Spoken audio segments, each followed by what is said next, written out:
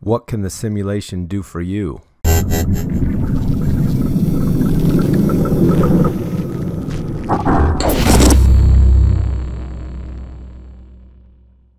Why should this matter to me?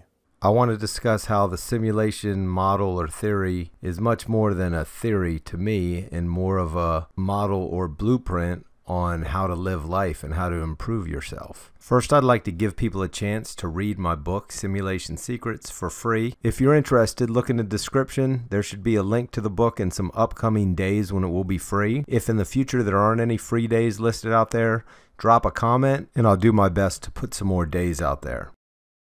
This line represents our life. We all know that nothing stays exactly the same, so this line represents a baseline.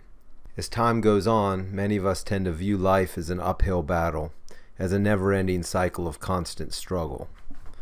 When we view ourselves as victims, our happiness level and quality of life declines. During this decline, our negativity is projected outward, and instead of being a positive influence, we have instead become part of the problem, attracting more negativity into our lives. Conversely, for those who refuse to see themselves as victims and who help others and live unselfishly, those people enjoy a much greater quality of life and instead are injecting positivity into the world while also receiving it in return. There are many positive people who overcame terrible circumstances, and there are also many negative people who seemingly had everything laid out on a silver platter. This virtual reality simulation was constructed to constantly require us to make decisions, and the quality of our decisions determine our experience. It's like Groundhog's Day. We are presented with similar choices over and over, and we often fall into the pattern of continuously making the same mistakes over and over. We have one job, and that's to improve ourselves by being less selfish.